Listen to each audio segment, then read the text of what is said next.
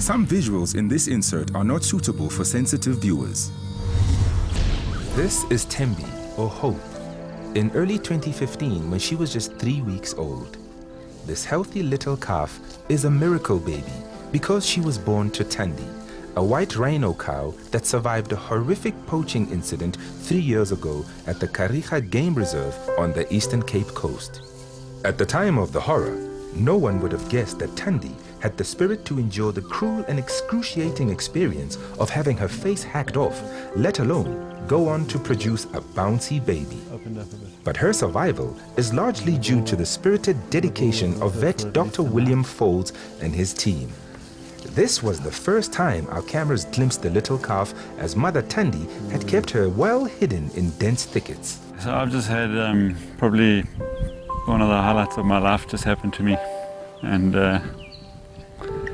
to see Thandi come out with her calf, first time I've seen her, and everything that little tiny capsule of joy represents is amazing.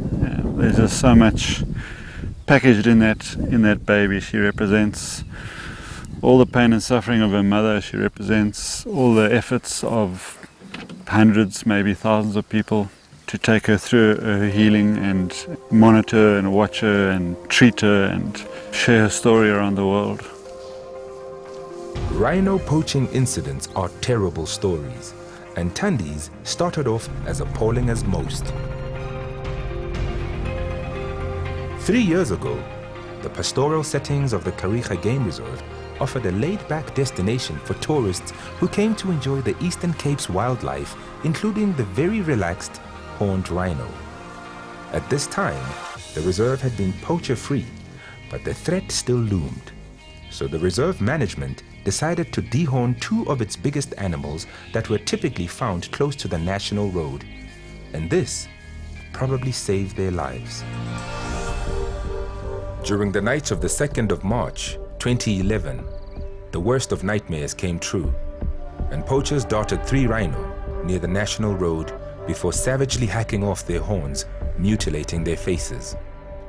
A young bull, Thembi, struggled to stand up.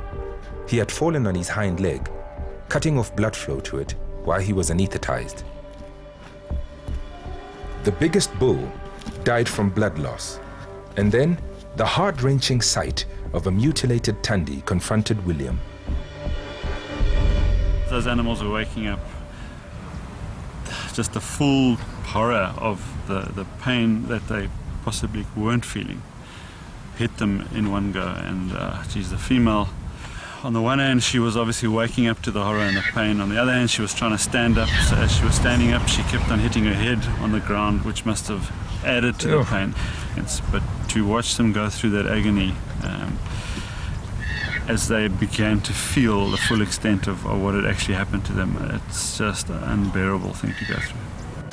William did not believe that the distressed Thandi would ever stand up again.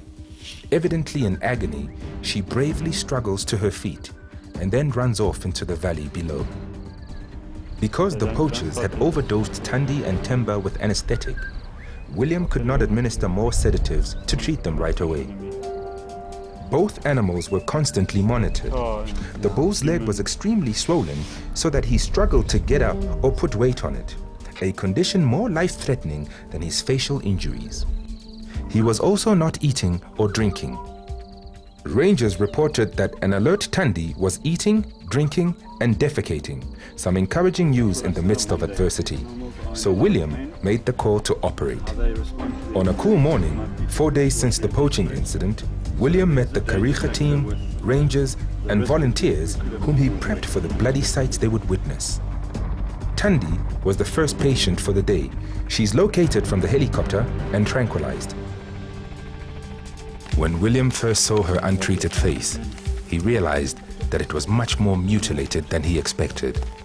The open wound festering, pussy, caked with dirt, and maggots in every crevice eating her alive.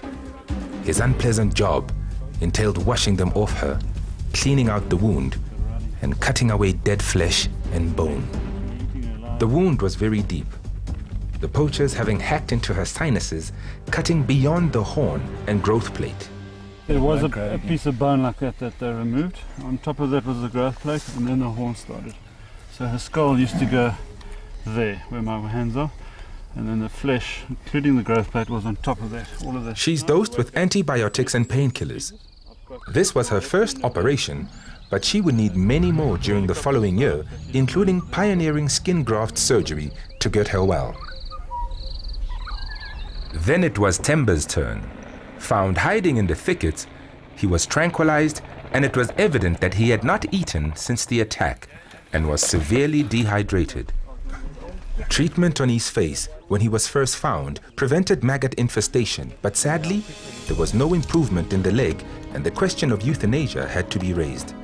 But William reckoned there was still a small chance that he would make it. Give me that surgical kit, please. Then tragedy struck again. He got stuck in mud while drinking in a dam and drowns. When you're hands-on and you've got a job to do and you're just trying to do your best for them, it's very easy to push the emotions to one side, but at some stage you've got to deal with it. Try and get your head around how it's possible for a human to even conceive putting an animal through so much agony. You know, the blood that's on my hands here is because a human has put that animal in this position. Kariega's tourists may like to see the wild rhino complete with their horns, but the poaching threat overrides this ideal for the reserve's management. We've got to do what we can on the ground, and we're going to dehorn the rhino that still have horns here in an attempt to try and protect them further, but we don't have the answers, I'm afraid. Both the cow and her calf were dehorned, and both are still alive today. Thandi's operations stopped in December 2013 when it was discovered that she was pregnant. Her story had reached thousands of people throughout the world, and one of those inspired by it was 13-year-old Jules Murray from Grahamstown. I thought it was quite symbolic to raise money for them because I lived in Asia where most of the trade was, and I was born in South Africa where the rhinos live. And well, it was my 11th birthday party and I got a bunch of my friends round and we painted pictures of rhinos and we auctioned them. And yeah, we managed to raise 30,000 rand. I met Thandi a year or two ago, and then I went down to watch one of her procedures, and it was quite horrifying for me to see, because in pictures it's bad, but then in real life it's even worse. For William, a story that started out as tragic has come full circle and is now one of delight and hope. There are just so many memories that come flooding back, you know. You just take what she looks like now, happy mom grazing away, and superimpose the picture of her lying in a pool of blood. That's a picture of hope, because if you can take that mutilation, agony, and you can end up with a beautiful little calf. Kariega has beefed up security to safeguard this charming new life.